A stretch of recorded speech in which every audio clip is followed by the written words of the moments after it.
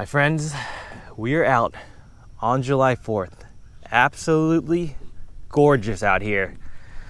On my home reservoir, Loch Raven, 2,400 acres, I believe. Very, very big. And I am out with someone who I have not fished with in over 1 year. Since we went on vacation in Jamaica in the salt, I'm out with my dad. What's up, Dad? Michael? Yeah. I'm gonna walk the walk and talk the talk today. All right, so what's the talk first of all? Well, you know, I know 3 languages, and I feel like from watching your videos, I know a 4th language. What's that? Michael, what are you gonna tie on for me today? I'm gonna start you off with topwater. I'm gonna tie on a revolver for you. So if you're talking about top water, Michael, you know what I'm gonna do? What? I'm gonna cover a lot of water. Okay, sounds good. All right. All right, well, I just hope that you can actually catch some fish, because honestly, even catching 1 fish out of Loch Raven is a pretty good feat. We are currently on Merriman's Hump. If you don't know what that is, that's essentially a giant hump. Let me just show you on the sonar right here. Let's go back. Let's go right to the chart here.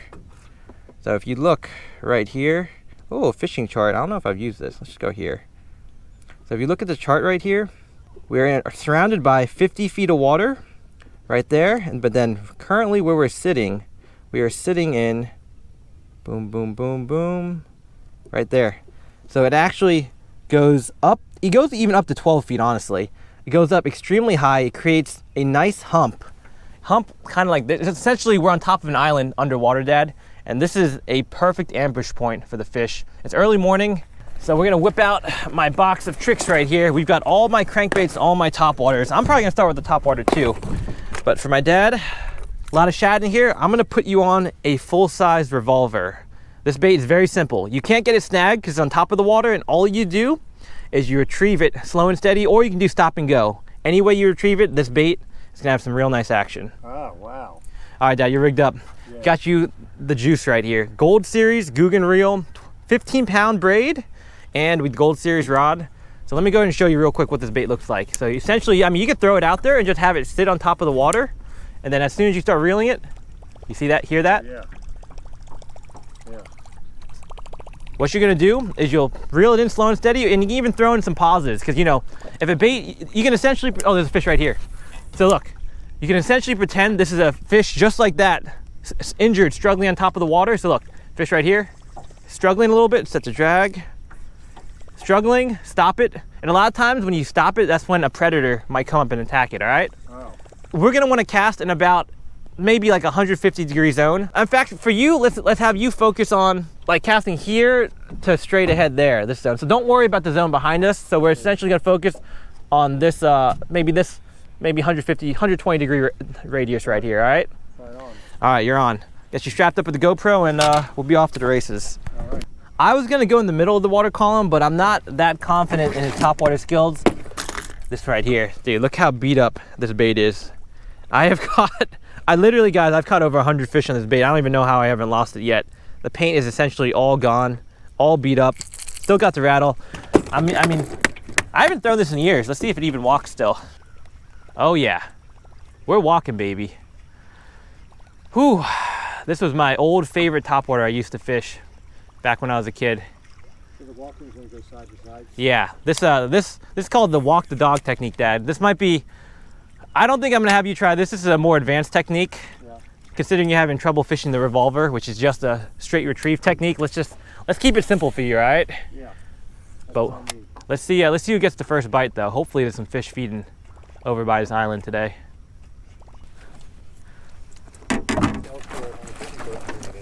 Yeah, I think we're talking about like plant and zebra mussel species, plant species mostly. Oh, stuff that might attach to the motor. Yeah. Oh, those guys stopped? Okay. I want to see, I'm curious to see wherever those guys stop and start fishing, that's probably a good spot. Oh, she caught my line? Yeah. I put my rod down for 1 second. Holy sh! All right, I'm kind of effed here, guys. All right, give me a little slack, please. A little slack, okay. Oh my gosh. All right, this is fine, hold on. I look down for 1 second and I just get absolutely destroyed by my dad.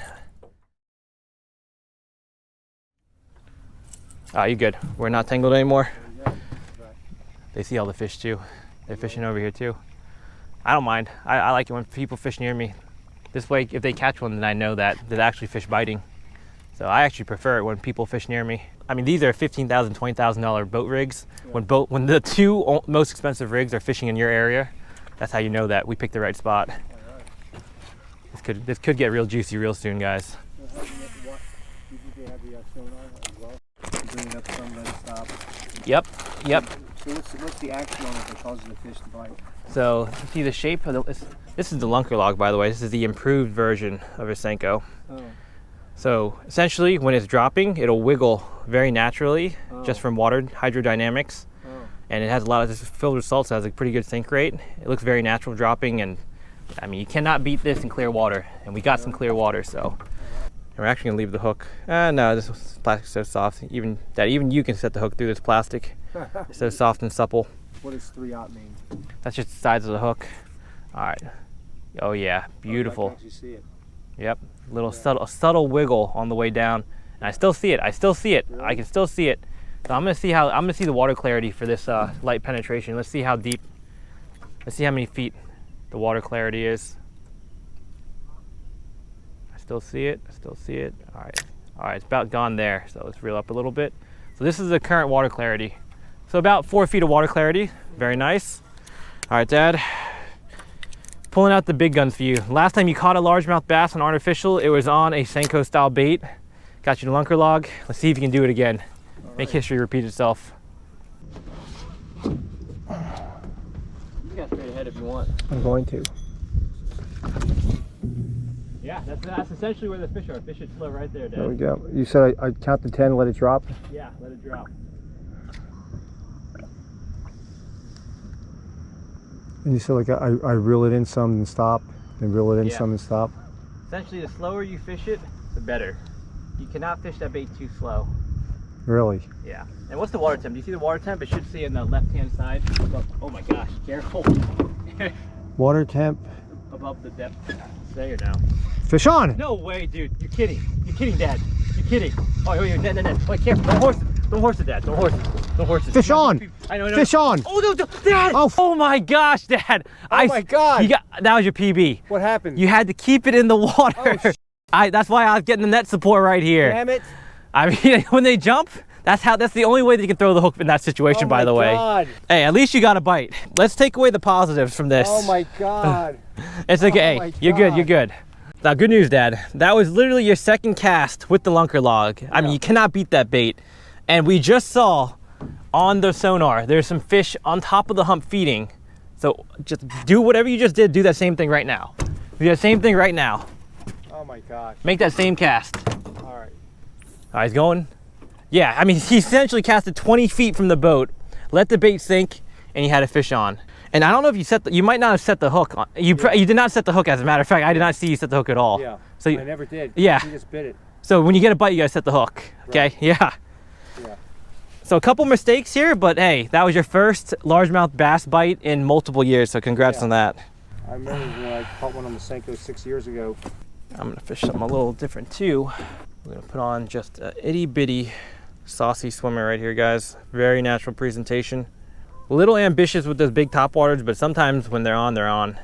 This spot definitely has fish on it. Whether or not we can get them to bite, that remains to be seen, but when you're around fish, just gotta keep mixing up the presentation until you can trigger a strike. So that's what we're gonna try out here. Okay. So these guys are leaving that little point there. They're throwing something big. You know what? I mean, a lot of people throw normal sized baits in Loch Raven. I used to be that way, but I found fishing here, you really want to downsize and go finesse a lot of the time, especially when the water's clear and the sun is out. It's real hard to fool these fish. So water temp is 79 degrees, that's very warm. So essentially that means that we're gonna have to fish slow. And you figured out a big piece of the puzzle, so good job, Dad. I put us on the fish, but you figured out how to get in the strike. So what I'm gonna do, I'm gonna fish this swim bait for a little bit longer, but if this doesn't work out, I'm going on the bottom. I mean, with that kind of hook, once they're hooked, they're hooked. So had you actually set the hook, you would have been okay. Yeah, I wasn't setting the hook, I just turned to check the temperature. Yeah. And then Oh, it's gone. Dad, there's a whole school of bass. Whole school of bass. No, so I'm gonna teach you a boat flip, Dad. We're on a boat, so what you do, you get the fish in. Oh my gosh, that's a huge crappie. Call Nana. Call Nana. So, I mean, honestly, this is one of the best freshwater fish You can eat right here, Dad. Couldn't we keep it alive some way? Like put another fish in his mouth and put him in the water? I mean, it's possible. Here, hold this for me. It's running. Just hold the phone on the side. Yeah, don't put your finger. Preferably, don't put your finger in it. No, not that other way. Oh. You hold it like you look at the phone. Do you see it? Yeah. So your finger's probably in the view of it. Is your finger in view of it? No. Okay, no. Okay, all right. That's a surprise. First landed fish of the day. This would make Lake Fork guy proud. Beautiful specimen of a crappie. Got him on. Oh, dude, look at that hook set, dude. Absolute chunk. This might be one of my biggest crappie this year, honestly. I'm gonna let this fish go, Dad. We don't have the right tools to keep a fish alive, so yeah, go ahead and point the camera over here. Thank you. Boop. All right, Dad. Oh. Yeah, he's swimming off. He didn't swim way too fast. Yeah. You think he'd want to get away faster. Well, crappie are actually not that strong of swimmers, but also, I mean, I had the fish out for 20 seconds. Yeah. But that's actually a good point, Dad. So the issue is, when the water's warm, you got to get the fish back in the water really quick if you want to keep them alive. You got to catch and release really quick. So apparently for that crappie, even that 20 seconds out of the water made that fish uncomfortable. I mean, that fish is definitely fine, but we'll keep that in mind when we're catching and releasing fish. And then if you look in the water, so look, we're in 10 feet of water right here. Look in the water right here. I don't know if you can see it right there. There's actually some vegetation coming up to the top. Is that good? Yeah, so the fish, I mean, the bait fish live in the vegetation and then the predators eat it out of there. So we're surrounded by 50, exactly, right there. So we're surrounded by 50 feet of water around the island, but on top of this hump, it comes up to 10 feet. And this is just a perfect feeding zone. So get your bait back in there. We're in the juice. Let's get my dad on the fish. I just drop it straight down. You can try that, Dad. I don't know if it can work, but you can certainly try it. You know, think, oh, someone might have a set. Yeah. You know? Oh, I'm on the island, Dad. I caught the island. You snagged? Yeah, I snagged. Dude, it's a giant boulder. That's crazy. Dude, this is crazy. You know, back in the old oh my days, gosh. Just jump in there and free it up. Shh, not allowed to jump in, Dad. But yes, that is correct.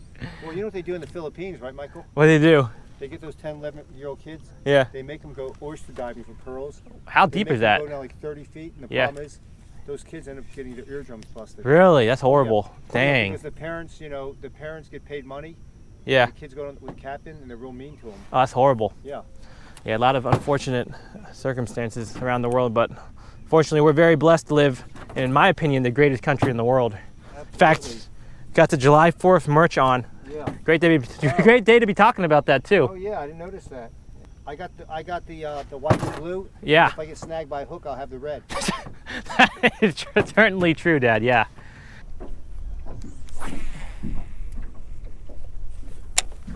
20,000 stay there, and it's just quad deuces that have to be beat. Oh, it's easier too. Yeah. Oh, bite, Dad. Oh my gosh, good fish, Dad. Dad, get the net. Dad, get the net. Get the net, Dad. Get the net. Get the net. Oh, jump it up. Good bass, good bass. All right, when it gets close, Dad, dip your net in the water. I've got a light leader here. Dip your net in the water. Okay, here it comes. Okay. All right, go, Dad, go. Get it. Let's go.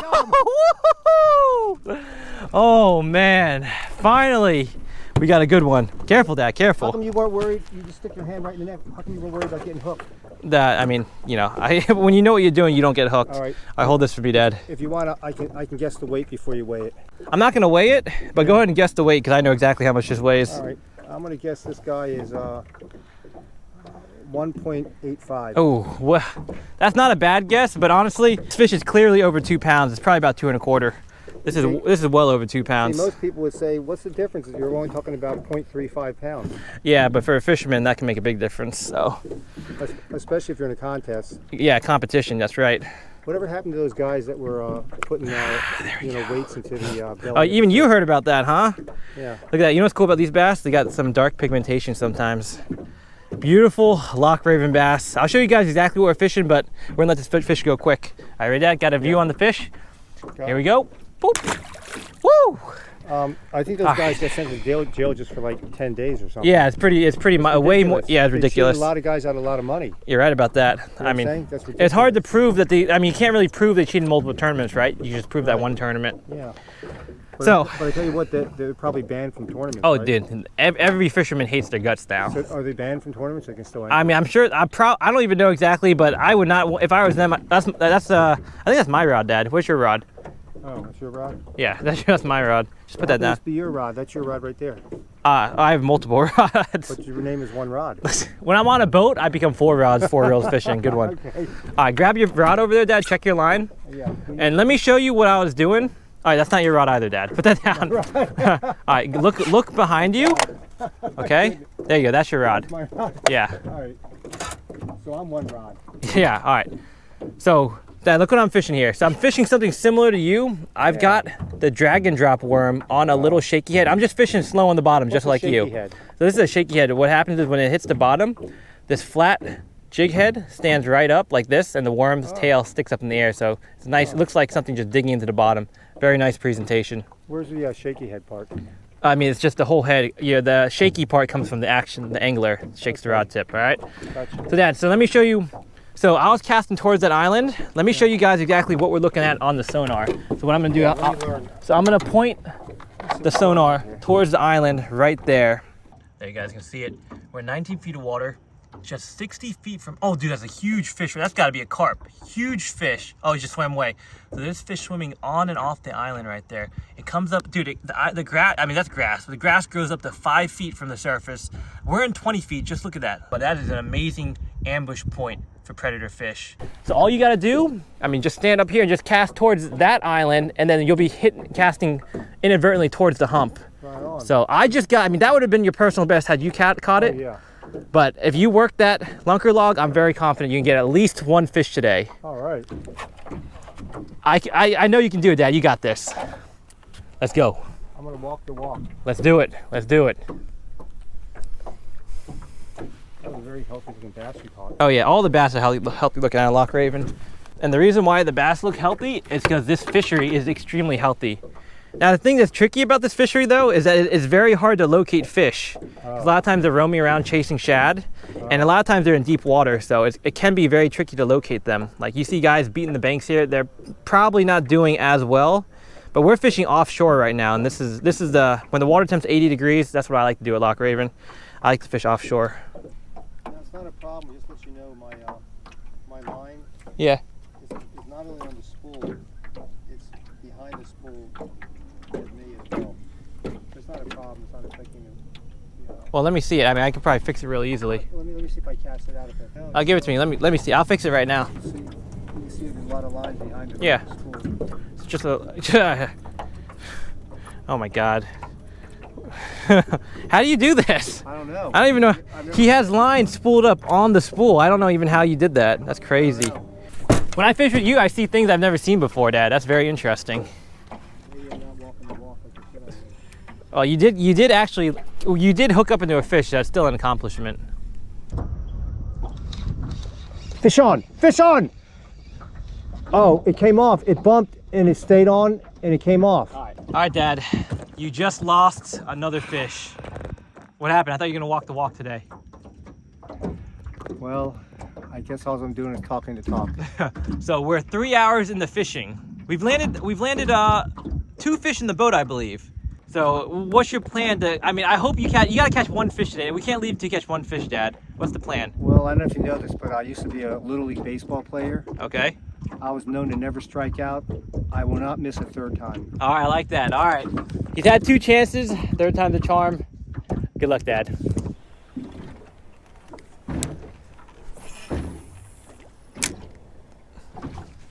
I dropped him off to camp recently. What about that school where my patient is his teacher? Oh, hold on. That's it. Come on. Oh, little bass. No need for the net, Dad. No need for the net. Whew, dude, that. That was a big hook set. Yeah, I mean that's how much you want to set the hook. Look how clear this water is, guys. Yeah, it's crazy. You can see that fish go. I mean, you guys probably have a perfect view of that. Beautiful fish right here. Look at that. That reminds me of the Barracuda video. Yeah, that's why people love Loch Raven. This water is so clean and beautiful. All right, let's get this boat in. Sorry, get this fish in. Whew, got him on the drop shot rig. I've switched up the rig for me and for my dad. All right, 3rd fish for me. Beautiful little largie. Sharp gripper teeth. Maybe feeding on bait fish. Let you go. So you're casting in the same region as me, so you're definitely in the zone to maybe catch some fish. I'm due. Yeah, you are. Let me show you guys the rig. This rig's a little special because Loch Raven is notorious for having grass everywhere. Even offshore, there's grass growing all over the hump. So what I have is, oh, let me show you a good angle with the sunlight. Right here, I have a straight shank hook, but it has a barbed hook bait keeper right here. I have my little drag and drop worm attached here. Then what I do, go ahead and hide the hook point right into the plastic. And you guys already know Googan has the softest plastic in the whole industry. It does not matter where the hook is when I set the hook. It will penetrate through the plastic, get the fish every single time. I am 3 for 3 on hook sets. You're not having as much luck, Dad, but as we know, your fishing skills are a little bit below mine, but I have a good feeling the next hook set you do, you're gonna stick them. All right, Dad. Checking out this cormorants. There we go. We're not fishing there.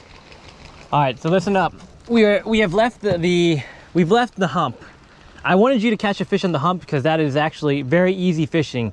I positioned us on top of the hump. You can cast anywhere. There's like essentially no snags. We're fishing somewhere significantly more challenging now. So you see behind over here, we've got steep banks all along this wall right here. Essentially, it'll drop from 2 to 4 feet all the way down to 16 feet. A lot of times the fish will hang on the drop off. So you want to cast towards the bank, not in the trees, not on the bank, but you know, maybe 5 or 6 feet from the bank, and work your bait the best you can. You will get snagged, but good luck and do your best. All right, here we go. I'm gonna cast 6 feet from the bank. I mean, that's not bad. Let it drop to the bottom and work it. There could be a fish here. It's possible. So does Zorlite and his wife, they both work retail? I guess. Like Giant or Walmart or CVS? Yeah, they're both working like a Walgreens and CVS, yeah. Because I have a tennis friend named Dat Doan. I think he works for the FDA.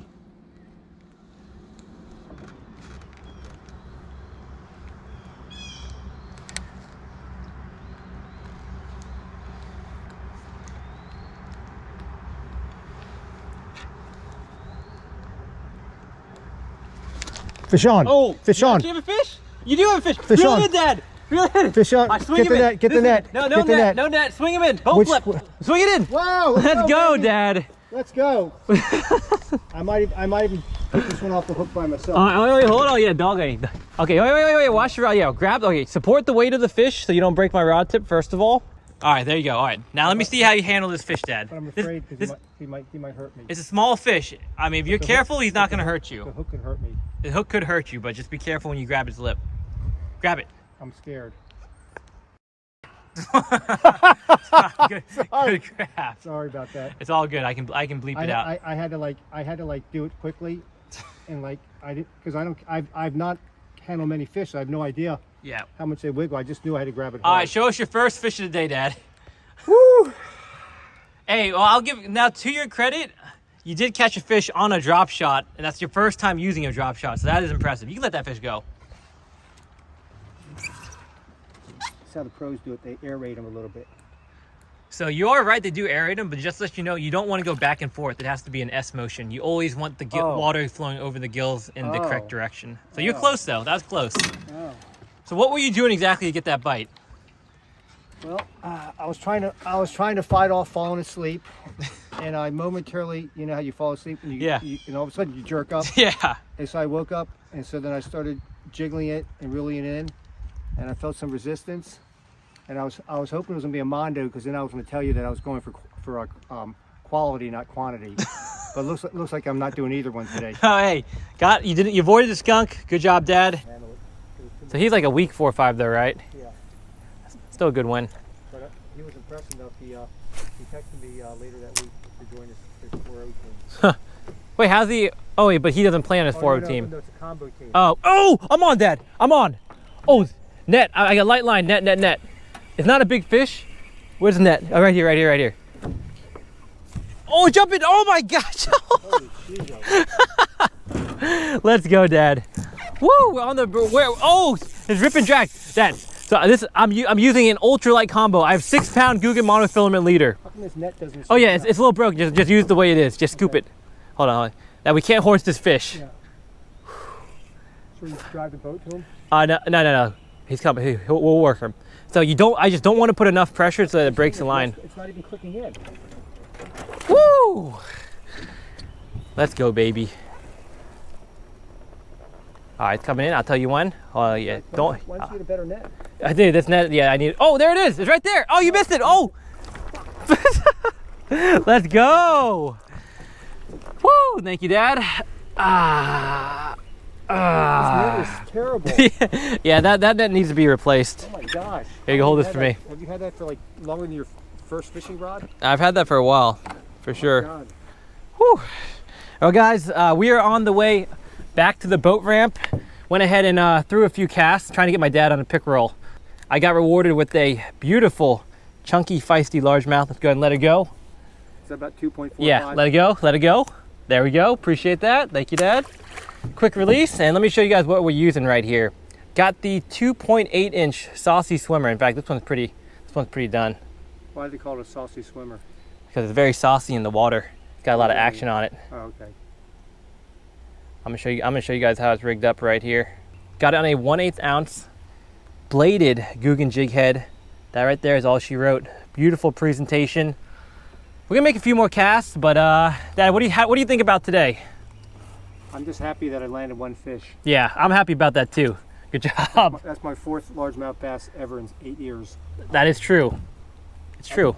I improved myself from one every 2.7 years to one every 2.0 years now. I like that average, Dad. Keep it. Maybe you'll be at one bass a year soon enough.